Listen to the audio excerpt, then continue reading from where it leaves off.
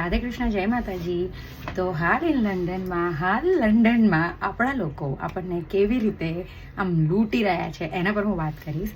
તો નવરાત્રિ ચાલી રહ્યા છે, જેમ તમને બધાને ખબર છે. તો પાસ સિસ્ટમ હોય છે અહીંયા આગળ. ઓબ્વિયસલી ફ્રીમાં તો કશું જ નહીં હોય, બિકોઝ ફ્રીની વેલ્યુ બી કોઈ નહીં હોતી. સો ફ્રીમાં તો કંઈ જ નહીં હોય. પણ ઇન્ડિયામાં બી પાસ છે, અહીંયા બી પાસ છે. પણ મને એવું થાય કે પાસના પ્રાઇસ કેટલા હોવા જોઈએ મારા હિસાબે, બિકોઝ બધાને અફોર્ડેબિલિટી બી હોવી જોઈએ. હવે કલાકના 12 પાઉન્ડ જો અહીંયા આગળ રેટ ચાલતો હોય મિનિમમ વેજ, તો તમે વિચારો 2 જણ કમાતા હોય, અગર છોકરું હોય તો 1 જણ કમાતું હોય, 1 જણને એટલું બધું ના હોય, ખર્ચો આ તે બધું કરતા કેમનું પોસાય કોકને 35 પાઉન્ડની નવરાત્રિ, મતલબ એક દિવસના. તમે લોકો સાંભળવામાં ભૂલ ના કરતા, હું જે બી પ્રાઇસ કહું છું એક દિવસના છે. ઘણી જગ્યાએ 5 છે, ઘણી જગ્યાએ 8 છે, 10 છે, વીકેન્ડમાં વધારે છે, એન્ડ ઘણી જગ્યાએ 35 પાઉન્ડ છે. સો એન્ડ ઇવન છોકરાઓ અંડર 6 હોય એમને ફ્રી છે, બટ અબાઉ 6ના બી પ્રાઇસ છે હાફ ટિકિટ. તો મને એવું થાય કે દાતા લોકો, જે લોકો મંદિરમાં આટલું બધું દાન કરતા હોય છે, અહીંયા બી એવા જ દાતા હોય છે જેના પાસે પૈસા હોય. ઓબ્વિયસલી એ જ લોકો બોલાવશે, ઓર્ગેનાઇઝર જેને કહેવાય એ જ લોકો અહીંયા આગળ બોલાવતા હોય છે.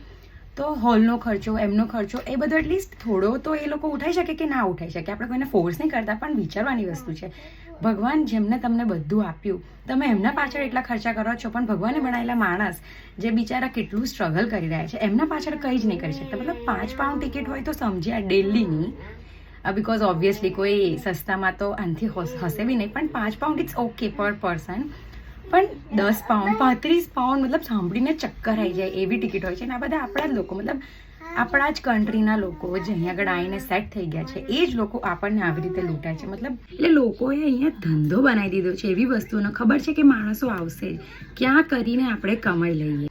લંડનનો હાવ કાફી બેહાલ છે. એન્ડ આ વસ્તુ ખાલી અહીંયાના કન્ટ્રી નહીં, કોઈ બી આઉટસાઇડ, મતલબ વિદેશમાં કહે બી, લંડન જાઓ, અમેરિકા, ઓસ્ટ્રેલિયા, ગમે ત્યાં ગરબા કે એવું કશું બી થતું હોય ને, એના પાસ સિસ્ટમ હશે. એન્ડ આઈ નો બધી જ જગ્યાએ પાસીસ બહુ હાઈ હશે. તો આ વિચારવાવાળી વસ્તુ છે. ઓફકોર્સ આપણે લોકો જવાના જ, આપણે લોકો બંધ નહીં કરીએ. એમને બી ખબર છે આપણે લોકો આવવાના, એટલે જ આપણને લૂંટે છે. સો બસ આ મને લાગ્યું કે શેર કરવા જેવું છે, એટલે મેં તમને લોકોને શેર કર્યું. Stay tune. હું જલ્દીથી બીજા વિડીયોમાં મળીશ. See you in next. Bye bye. ઓમ નમઃ શિવાય.